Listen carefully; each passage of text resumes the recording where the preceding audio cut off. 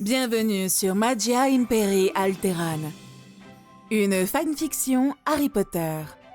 Catégorie Fantasy, Multi-Crossover, Boys Love. Un contenu proposé par le studio Kali Records. N'hésitez pas à liker et à vous abonner pour être notifié de la suite. Maintenant, place à l'histoire. Chapitre 12.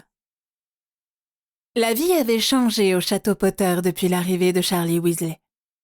Ce dernier avait changé leur train de vie. Étant l'âme sœur d'Harry, il était souvent avec celui-ci, lui caressant les cheveux tranquillement ou lisant ensemble des livres sur les dragons et autres créatures magiques qui le passionnaient autant. Évidemment, ils étaient souvent surveillés par les gardes, et surtout Sirius et Rémus.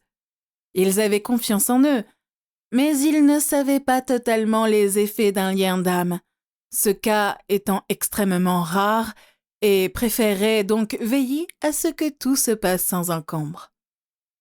De son côté, Charlie s'était assez bien adapté à la vie luxueuse au château, sans compter tous les cours qu'il dut suivre avec Walburga Black. Cette dernière avait décidé de lui enseigner tout ce qui était nécessaire en tant que sang pur et héritier d'une noble maison. La famille Weasley avait abandonné les pratiques ancestrales et l'enseignement des pratiques et coutumes des sangs purs, ce qui était l'une des raisons de leur titre de traître à leur sang. De ce fait, Walburga avait décidé d'y remédier une bonne fois pour toutes. Cependant, la vie ne fut pas si tranquille que ça pour la famille Potter, surtout avec la publication de certains des articles de Rita Skeeter. Flashback 1er août 1987. Pour la première fois de sa vie, Charlie se réveilla complètement satisfait après une nuit de sommeil fantastique. Jamais encore ne s'était-il réveillé dans un lit aussi luxueux et confortable. Il sortit de sa chambre, mais se trompa de porte, atterrissant ainsi dans celle d'Harry. Ce dernier dormait encore, confortablement installé dans son super lit. Il ouvrit lentement les yeux et sourit à la vue de son âme sœur. « Charlie ?» demanda Harry, encore dans les vapes. « Je me suis trompé de porte. Je comptais aller prendre mon petit déjeuner. Tu viens ?» demanda alors Charlie, penaud.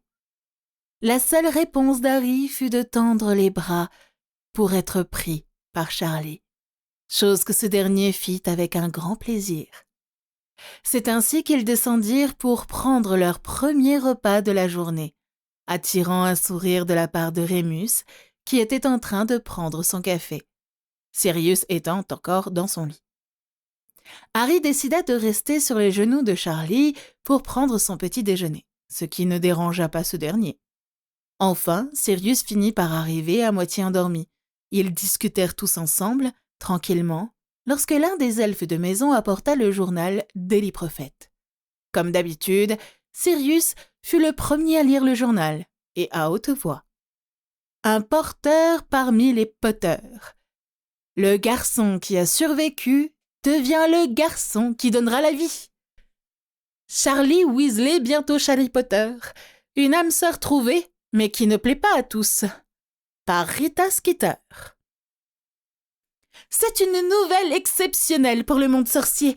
Un porteur est enfin né. Cette nouvelle fut cachée pendant un temps et non pas sans raison. La raison, mes très chers lecteurs, est que ce porteur n'ait pas vraiment le temps d'être annoncé par ses parents, attendu qu'ils furent lâchement assassinés par Tom Riddle, soit Voldemort le traître à son sang. Vous avez tous compris. Adrian James Potter, l'actuel héritier des maisons Peverell, Black, Gryffondor, Serre d'Aigle, Serpentard et Potter, et Evans, est aussi un porteur, le premier depuis 300 ans. Pour ceux qui ne savent pas ce qu'est un porteur est un sorcier, homme, ayant un cœur magique très puissant. Ce cœur magique est suffisamment puissant pour lui permettre d'enfanter. Les porteurs sont très rares. Et le premier porteur ayant jamais existé fut Arthur Pendragon, qui, contrairement à ce que pensent les moldus, n'était pas un roi moldu, mais bel et bien un roi sorcier capable d'enfanter.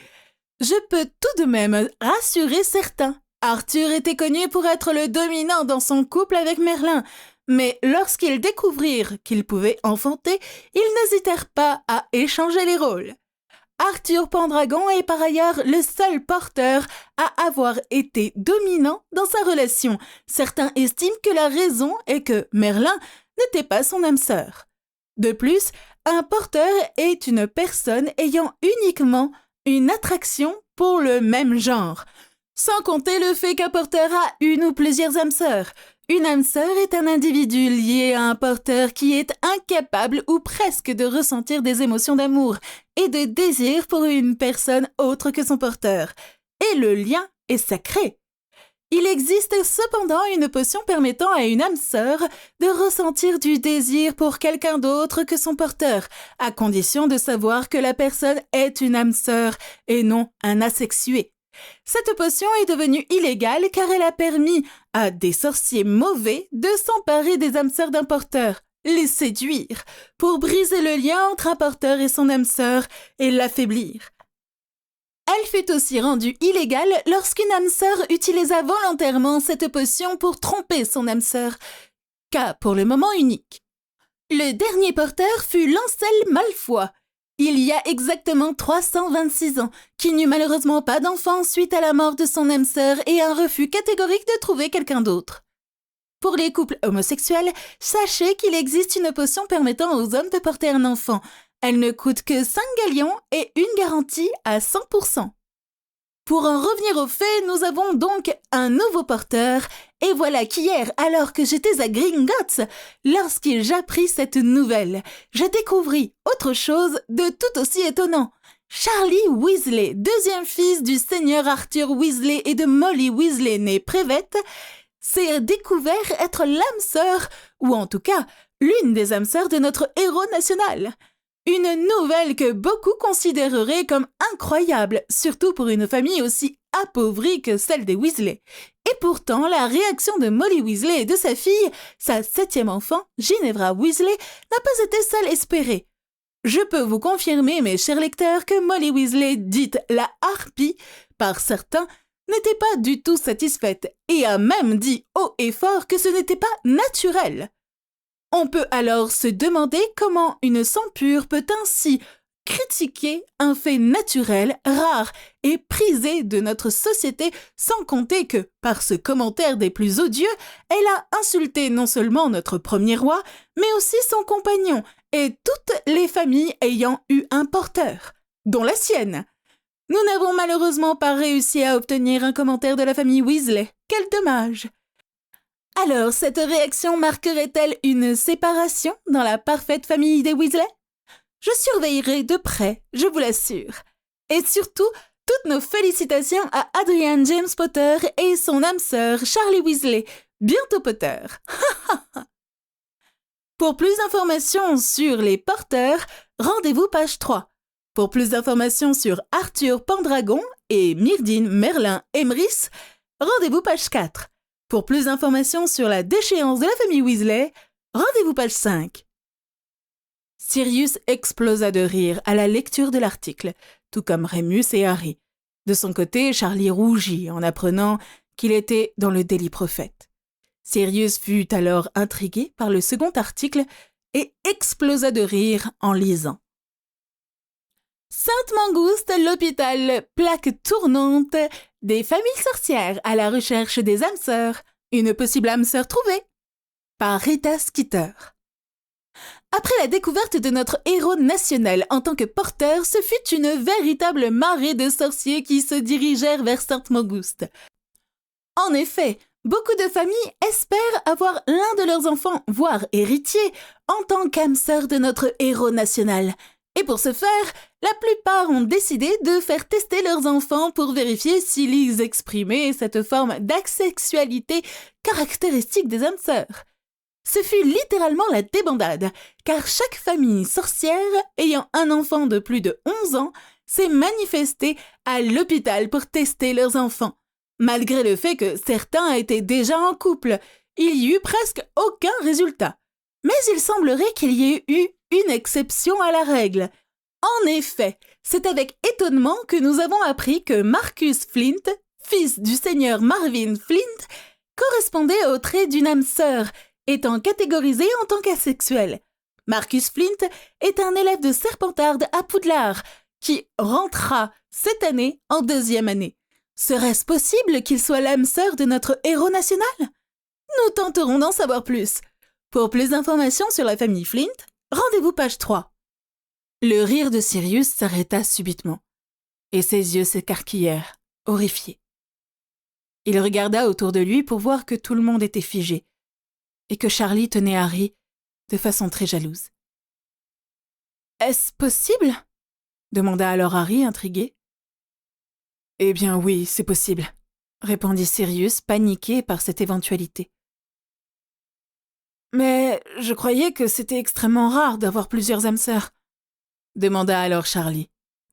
« C'est le cas, mais si Marcus Flint est lui aussi l'âme sœur d'Harry, on ne peut rien y faire. De ce que je sais, normalement, les âmes sœurs s'entendent très bien ensemble.